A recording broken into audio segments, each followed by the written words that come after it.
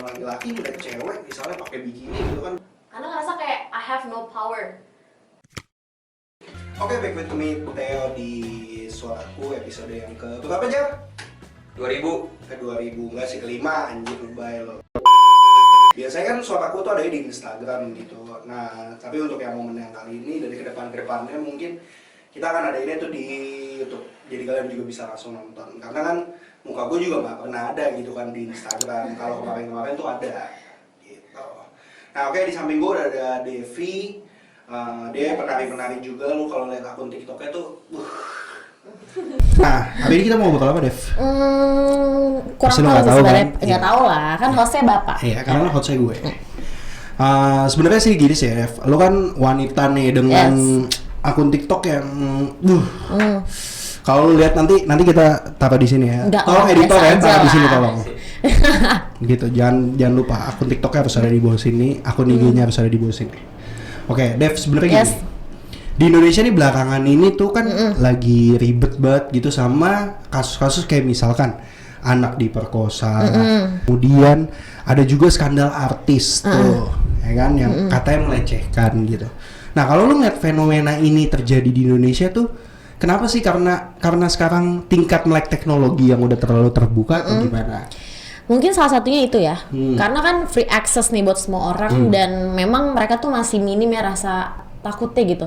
Mereka mikir kayak ya udahlah gitu aja, kan banyak tuh di komen-komen TikTok gue juga banyak tuh yang sedikit melecehkan kan. Oh gitu? Yes, banyak suka ada orang-orang nakal nih. Mungkin mereka merasa kayak di balik layar nih nggak akan ketahuan gitu. Bahkan ya mungkin aja ada orang yang memang memperpanjang kasus tersebut dan akhirnya misalnya ditindak pidana segala macam. Cuman kalau orang-orang kayak gue yang tidak punya wadah yang besar dan memumpuni gitu untuk memperpanjang itu, ya mungkin akan jadi kebiasaan kali ya buat orang-orang kayak gitu.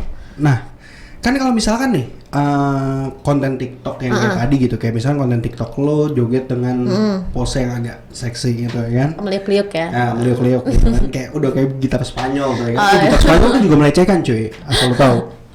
Nah, jadi gini Dev, maksud gue, yang salah itu siapa? Maksud gue tuh kayak, gue ngeliat kayak gini loh. Ya kalau lu seksi kan, itu kan hak lo ya nggak sih? Dan kayaknya ya kalau gue ngelihat itu kan kayak hak cowok juga untuk kemudian ngelihat. Tapi ketika ngelakuin kayak misalkan model catcalling dan segala macam, kan itu termasuk tindakan catcalling tuh, kayak misalkan melecehkan sedikit itu kan catcalling gitu. Nah, yang salah tuh cowoknya yang nggak terdidik atau ceweknya yang usaha mancing? Sebenarnya balik lagi ke tujuan ya. Kalau tujuan gue kan untuk hiburan dan memang sometimes untuk konten yang pasti, karena kan gue dancer dan menurut gue ya gue suka di ranah itu gitu. Dan mungkin aja ya ini mungkin ada perempuan yang memang sengaja untuk memancing, tapi beside that mungkin kurang lebihnya siapa sih yang mau digituin kan. Dan emang benar itu hak laki-laki untuk melihat, tapi menurut gue tidak menjadi hak apabila sampai melecehkan orang lain sih. Karena kan kalau melecehkan itu ibaratnya satu orang mau dan satunya lagi tidak mau kan. Jadi menurut gue itu tergantung bagaimana mereka menanggapi dan perspektif tipe orang sih. Tapi kalau gue tidak disagree lah untuk melecehkan. Nah, kalau lu sendiri nih, kan bentuknya pelecehan tuh kan masih kayak secara bentuk hukumnya mungkin ada gitu ya kan. Nah, benar. Tapi kan secara bentuk personal kan itu ditentukan dari masing-masing personalnya sendiri. Yes, true. Nah, kalau lu itu paling nggak suka sama hal yang kayak gimana sih? Mungkin kalau sampai udah ngebawa fisik ya. Karena kalau untuk langsung sih gue pernah ya, karena gue punya banyak banget cerita soal dilecehkan. Bahkan waktu itu gue masih di bawah umur pun udah ada yang melecehkan. Serius. Gue kan sekarang karakter gue kayak gini kan, gue baru berani ya untuk mempresentkan ke orang kalau memang karakter gue seperti ini gitu. Tapi dulu tetap aja mau gue pakai baju biasa juga ada aja gitu. Oke, jadi lu mau pakai baju biasa atau enggak, kalau emang laki-lakinya mumek, maksudnya laki-laki kayak ngeliat perempuan tuh kayak udah telanjang ya, walaupun biasanya kan otaknya ikut telanjang, jadi kalau ngeliat perempuan pakai baju pun kesannya kayak telanjang gitu. Oke. Jadi kalau lu nih Dev, boleh nggak sih ceritain sedikit ya, lo pernah dilecehkan dalam hal kayak gimana gitu? kalau misalkan di medsos tuh mungkin cewek-cewek udah pada inilah ya, udah pada merasakan kan. Mungkin paling yang bikin gue dulu trauma tuh sampai sekarang tuh gue takut banget kalau pakai transportasi umum atau gue sendirian. Gue ada kayak trust issues. Karena dulu pas gue masih kecil, gue lagi jalan nih biasa aja. Abis nyamperin nyokap gue di toko ceritanya. Pas tengah jalan ada bapak-bapak bawa motor. Terus kayak berhenti nanya, awalnya tuh nanya gini, dia tahu tukang pijat nggak sekitar sini? Terus gue karena gue polos dan masih kecil, gue jawab, oh nggak tahu pak, mungkin di atas kampung ada, gituin kan. Tahu-tahu dia nyuruh gue pegang kemaluannya dan kayak menunjukkan gitu. Gue nggak tahu ya, ini tuh mungkin birahinya yang terlalu meluap-luap akhirnya diluapkan ke orang lain jadinya salah, atau itu ada penyakitnya gitu. Itu usia berapa, Dev? Mungkin 14-15 tahun lah ya. Bapak-bapaknya kira-kira? Udah tua sih, mukanya sih udah tua ya. Ini bapak-bapak kalau nonton kurang ajar. Sumpah. Iya, sumpah. Segitunya. Dan itu sampai akhirnya membekas sama gue sampai saat ini ketika gue harus naik transportasi umum dan notabene sendiri itu gue masih takut. Masih ada rasa kayak aduh ntar gue diginiin. Jadi kayak bad impact gitu loh ke gue sendiri. Oke. Emang kan kayak kalau misalnya kita lihat berita-berita belakangan ini juga nggak sedikit gitu kasus-kasus pelecehan di transportasi umum gitu kan. Bener banget. Walaupun misalkan kalau lu naik kereta ada zona khusus untuk wanita atau lu naik busway ya walaupun padat tapi kan biasanya si keneknya atau si yang jaga di busway-nya juga akan ngasih space gitu buat cewek-cewek gitu. Nah, Dev, kalau misalkan nih hari ini kejadiannya misalnya perkosaan yang terjadi kemudian kayak beberapa waktu lalu itu pemerkosaan di Aceh. Ada anak perempuan diperkosa oleh ayah dan pamannya. Nah kemudian ternyata bebas. Bebas. Ini bebasnya gimana nih? Bebas, ayah dan pamannya bebas, nggak jadi dihukum. Oh, oke, terus? Karena lo tau nggak kenapa? Kenapa? Kasus pemerkosaan adalah kasus yang paling sangat sulit untuk dibuktikan. Oh iya benar gitu. sih. Nah kalau lo ngelihat hukum apa yang kira-kira cocok untuk misalnya membuktikan si pelaku pemerkosaan ini, karena gini kan, lo sebagai korban pemerkosaan pertama mungkin lo takut. Itu kan yang banyak banget gitu di banyak banget gitu di situs-situs kayak mental health gitu bahwa korban pemerkosaan tuh pasti takut atau korban pelecehan seksual tuh pasti takut banget untuk ngungkapin. Nah, lo ada nggak sih tips and triknya gitu misalkan atau apalah misalkan caranya seandainya maaf itu menimpa lo gitu supaya untuk nggak takut atau nggak. Oke, talking about rasa takut, gue juga punya bad past gitu soal rasa takut itu. Karena dulu gue juga pernah dapet kasus kayak gitu kan. Tapi dulu tuh awalnya gue ikut modeling. Oh gitu. Ya no wonder lah ya kalau orang-orang model pasti tahu beberapa hal kayak gitu pasti kejadian. Terus gue dipaksa melakukan hal yang tidak gue mau gitu. Oke. Tapi karena gue takut untuk mengungkapkannya, akhirnya gue mau nggak mau gitu. Karena ngerasa kayak I have no power. Akhirnya lu terpaksa untuk melakukan itu? Terpaksa dengan gue yang pengen nangis, dengan gue yang takut. Karena di situ gue temen kakak gue dan kakak gue pun perempuan, jadi dia punya rasa yang kayak takut malah kalau misalnya kita ngomong atau kita ngelawan ntar makin parah gitu kan. Dan itu gue setahun lebih gue nggak tidur. Karena itu? Karena gue mengingat hal itu. Wow, kok?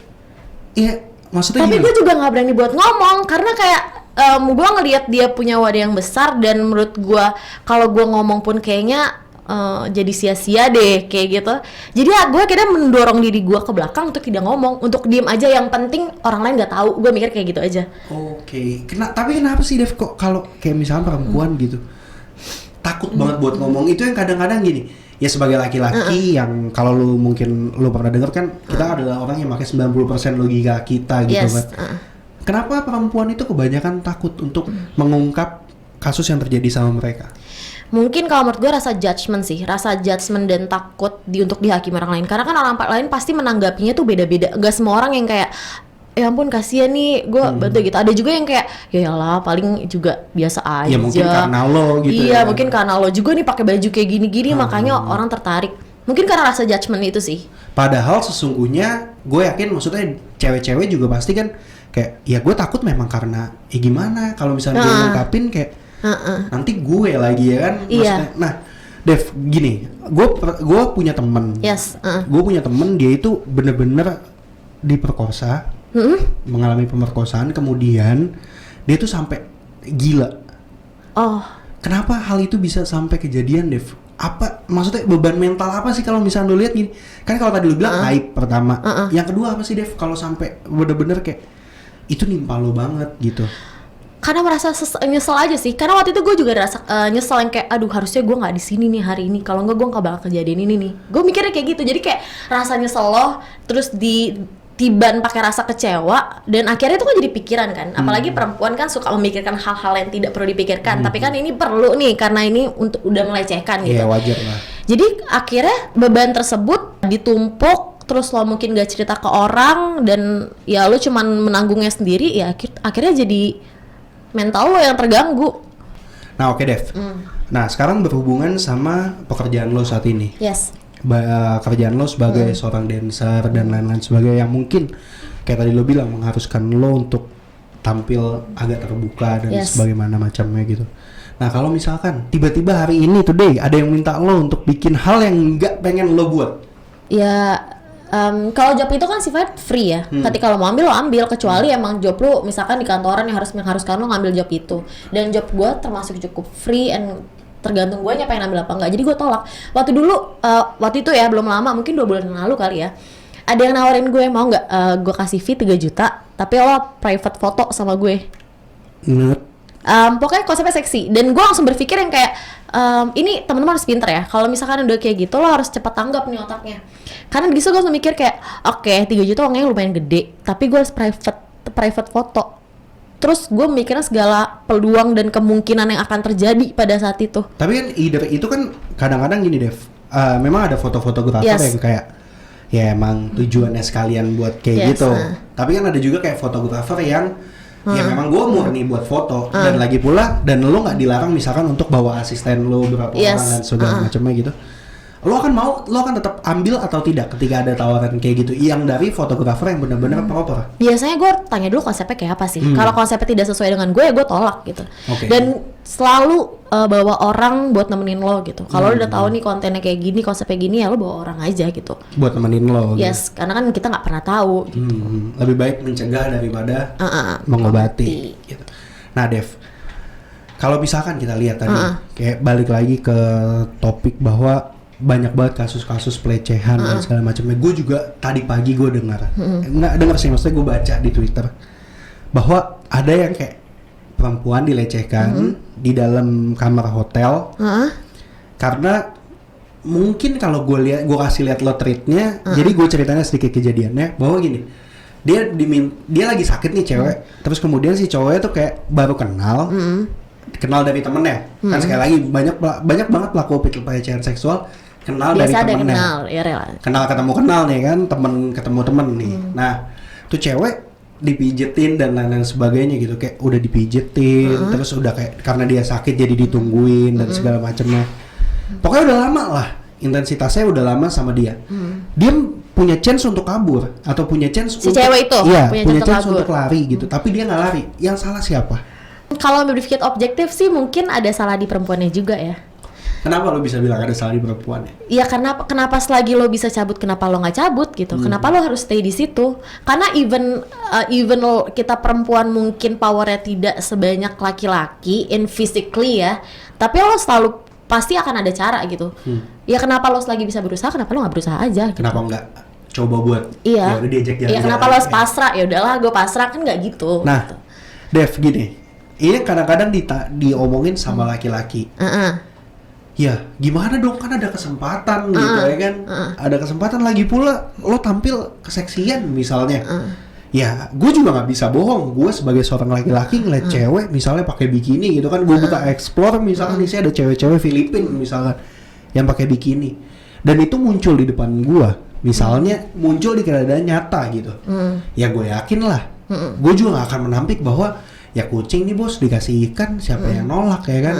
Nah, gimana kalau menurut lu sendiri cara untuk ngasih tahu bahwa ya walaupun gue tampil seksi, nggak berarti gue free juga.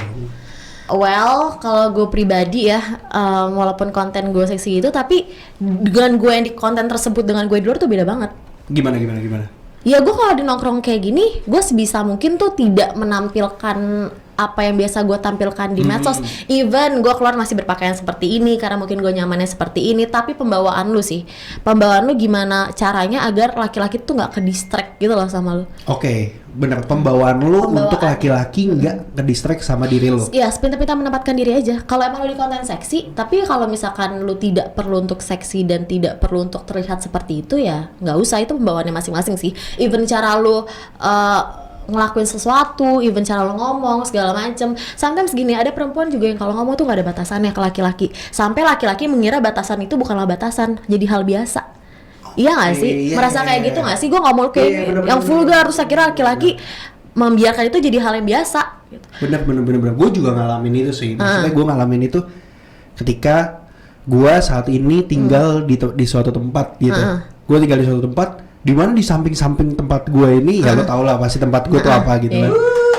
Di mana samping-samping tempat gue ini kalau ngomong tuh udah nggak pakai lak-lakan deh.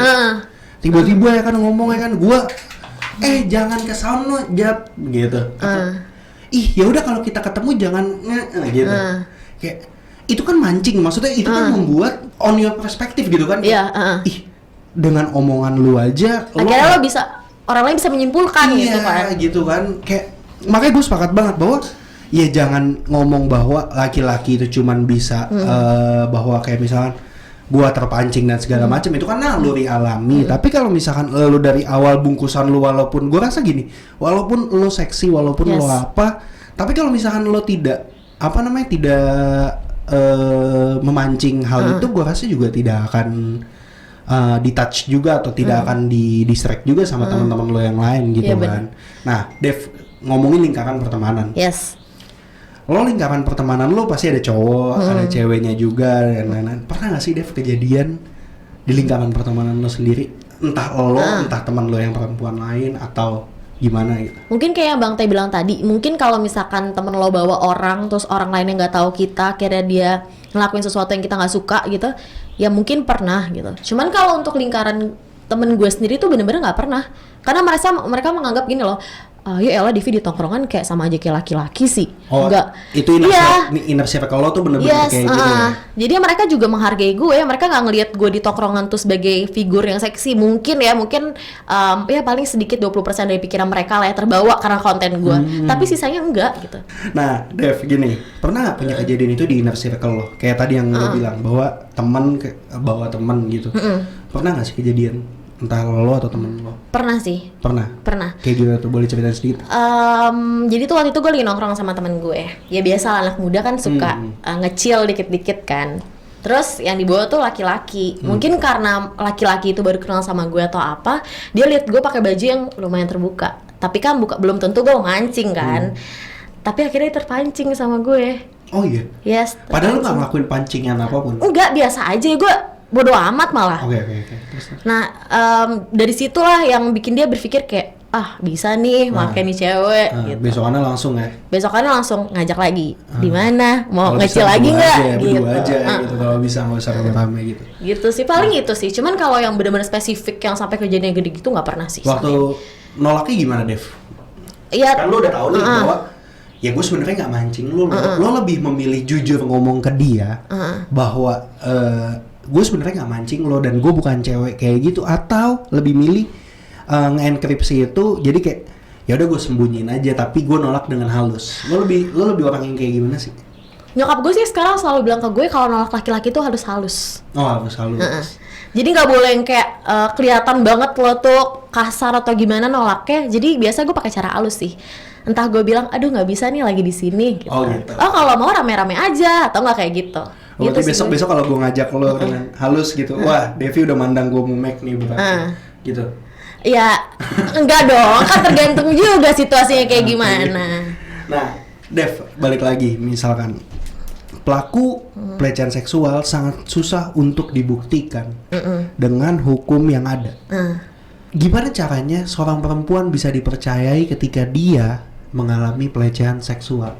Karena gini, pelecehan seksual kalau lu visum dan lain sebagainya, misalkan nih, belum tentu meninggalkan jejak. Iya, belum tentu meninggalkan jejak. Gitu, gimana caranya untuk dia dipercayai gitu? Gue sih selama ini ya balik lagi yang gue bilang sih, gue selalu bawa orang yang gue percaya. Yang kalau misalkan sometimes there is something happen that I don't want, ya orang itu bisa jadi protektor buat gue. Oh, bisa bersaksi untuk Yes. lo ya gitu. Karena kalau kayak Bang Teh bilang sih, karena kalau dibuktikan secara in effect gitu memang sulit sih ya. Iya, karena banyak banget akhirnya yang kayak ini nggak terungkapkan tuh karena nggak bisa dibuktikan. Yes. Ya paling ya balik lagi speak up sih. When you feel something wrong, you just see something is wrong happen to you. Nah, kalau misalkan nih Dev, kayak tadi haib, takut dan segala macemnya gitu. Ini kan nggak bisa ya, maksudnya nggak yang bisa ngerubah diri lo sendiri. Yes, maksudnya untuk ini speak up itu diri lo sendiri. Yes. Lu mau ngomong apa sih untuk perempuan-perempuan di Indonesia ketika ngalamin hal-hal kayak gini? Kalau dari gue sendiri sih gini ya, mungkin sekarang gue belajar untuk bodo amat dengan opini orang ketika gue merasa sesuatu salah dengan gue. Itu sih sikap paling bodo amat ketika ya lo nggak usah peduli orang mau komentarin lo apa. Karena yang kayak kemarin tuh salah satu kasus selebriti itu, ya kan, itu juga orang ngejudgement kan, dibilang kenapa kalau lo nggak suka ngomongnya baru sekarang segala macem gitu kan. Ya lo tutup kuping aja sih soal itu. Nah, karena apa yang salah akan menjadi salah gitu. berhubungan sama kasus si selebriti itu. Yes. Selebriti yang kayak kita juga gini. Tapi gue nggak pansos, terserah lu mau nonton channel itu, channel ini atau enggak. Yang salah siapa, Dev? Ini terlalu lama, Dev. Sampai 3 tahun kasus di 2018 dan baru diungkap di 2021. Ini udah terlalu lama. Jujur gue nggak bisa bilang itu salah sih, karena pun gue punya bad past yang tadi gue ceritain ke lo, itu juga butuh waktu yang lama. Setahun kemudian gue baru ngomong sama orang tua gue. Itu orang tua gue loh, circle-nya tuh kecil gitu, apalagi ngomong ke orang yang banyak gitu, which mean because orang yang mau diungkapkan itu kan terlalu jauh untuk di reach kan, makanya that's why dia menggunakan sosmednya akhirnya untuk speak up. Nah, menurut gue sendiri sih lebih baik kayak gitu sih, lebih baik lu speak up, mau selama apapun ya lu ngomong aja gitu. Kalau enggak itu akan jadi habit untuk orang lain juga. Oke guys, itu tadi obrolan gue sama Devi. Devi juga tadi udah ngasih pesannya, yang gue rasa itu bisa banget diterapin sama kalian seluruh perempuan. Sekali lagi gue minta, sesulit apapun juga jangan takut untuk ngungkapin, karena itu bisa ngebiarin pelaku jadi berbuat seenaknya. Benar, kebiasaan nanti. Oke, ketemu lagi sama gue Theo di Suaraku Yang Lain bersama narasumber yang keren.